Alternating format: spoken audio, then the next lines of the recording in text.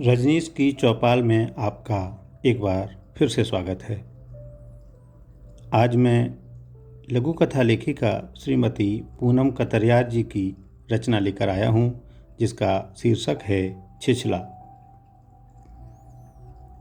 इस उम्र में जिस असीम दुख से आप गुजर रही हैं, उससे मर्माहत हूँ। वह अकेला कमाने वाला था, आगे क्या सोचा है? आपने क्या पढ़ाई की है? जीना तो होगा ही, साथ में इनकी हालत। उसकी लकवाग्रस्त सांस पर पैनी नज़र डालते उन्होंने कहा, जी संस्कृत साहित्य में स्नातकोत्तर एवं विश्वविद्यालय अनुदान आयोग उत्तीर्ण हूँ। पति की तस्वीर को देखते हुए नीतू ने जवाब दिया। वाह, यह तो मुझे पता ही नहीं था। कालिदास भी पढ़ी होंगी?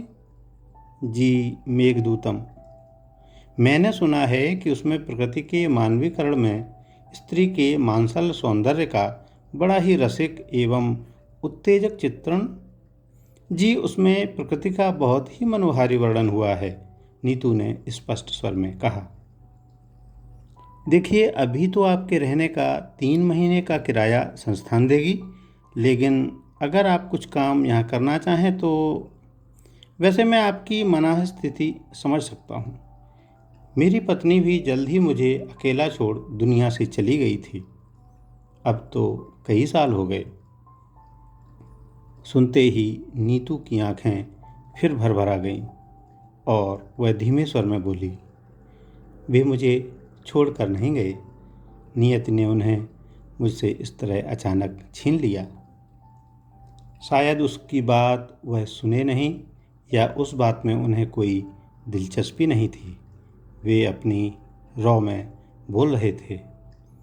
वह तो बहुत बीमार रहती थी, मन की बहुत अच्छी थी, मुझे आगे बढ़ने का संबल देती थी, लेकिन शारीरिक रूप से उनसे कोई संबल नहीं मिल पा रहा था। गृहस्थी के लिए ही दूसरी शादी की, पर उनसे भी केवल घर ही चलाने भर। जी, आप चाय लें। चाय खत्म कर एक बार फिर उसके देह यष्टि का मुआयना करते हुए बोले, ठीक है, जीवन में तो आगे बढ़ना ही चाहिए। मुझसे जितना बन पड़ेगा आपके लिए ज़रूर करूँगा। जी धन्यवाद। मैं इसी महीने घर खाली कर रही हूँ। मैं शादी से पहले जहाँ पढ़ाती थी वहीं फिर से ज्वाइन कर रही हूँ और अब अपने शहर वापस जा रही हूँ। झूठ कहते हुए नीतू की आवाज़ में कोई कंपन नहीं था। वे खिसियाए से निकल लिए। नीतू ने माँ के मुंह से निकलते लार को पोंछा और अंधकार में रोशनी की तलाश करने लगी। लघु कथा समाप्त हुई। आप सबके कीमती समय के लिए बहुत धन्यवाद।